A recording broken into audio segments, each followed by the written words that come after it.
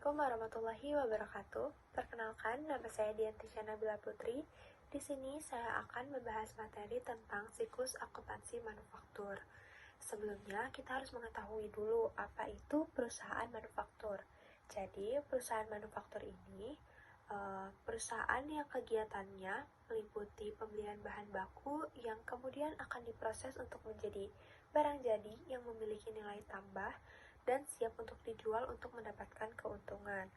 Nah, untuk siklus akuntansi manufaktur ini, yang pertama, kita akan mengidentifikasi transaksi, di mana pada tahap pertama ini, kita akan mengenali semua aktivitas keuangan, misalnya pembelian bahan baku, pembayaran gaji, dan penjualan barang.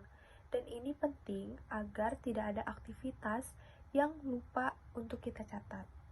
Lalu selanjutnya adalah pencatatan transaksi, di mana setelah diidentifikasi, transaksi tersebut akan dicatat ke dalam jurnal.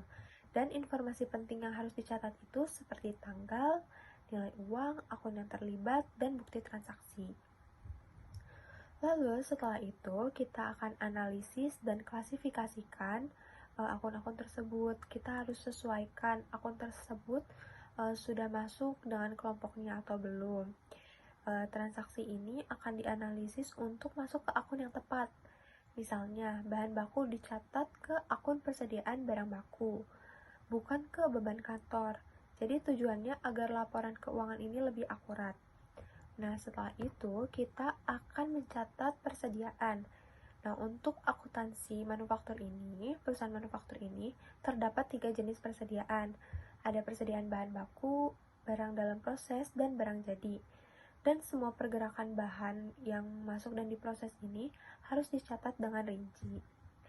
Lalu, ada pencatatan biaya produksi.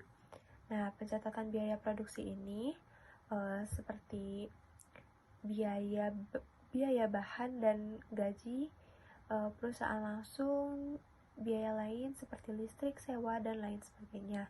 Semua biaya ini dikumpulkan untuk menghitung harga pokok produksi.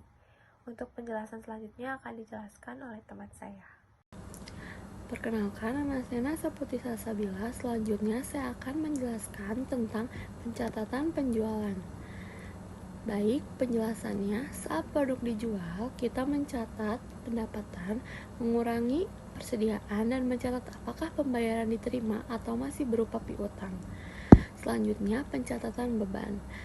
Biaya-biaya selain produksi seperti biaya pemasaran dan administrasi dicatat sebagai beban. Ini mempengaruhi laba bersih perusahaan. Selanjutnya ada penyesuaian akhir tahun. Menyesuaikan transaksi yang belum dicatat atau masih tertunda, contoh produk belum selesai atau IP, sewa dibayar di muka, atau depresiasi mesin. Selanjutnya ada penutupan buku. Akun pendapatan dan beban ditutup, lalu laba bersih dipindahkan ke modal. Ini mengakhiri siklus akuntansi untuk satu periode.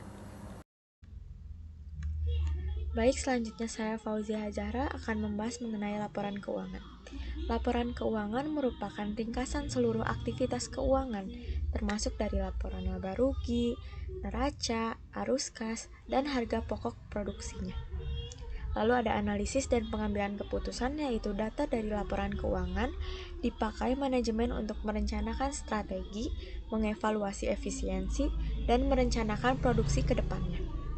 Nah, lalu ada perbedaan dengan akuntansi umumnya, yaitu akuntansi manufaktur lebih kompleks karena mereka melibatkan proses produksi, perhitungan biaya produksi, dan adanya persediaan dalam prosesnya. Nah, untuk kesimpulan dari semua materi tersebut, bisa kami simpulkan yaitu akuntansi manufaktur memerlukan pencatatan yang detail dan teliti. Setiap tahap penting untuk menghasilkan laporan keuangan yang akurat dan berguna untuk keputusan manajerial. Terima kasih.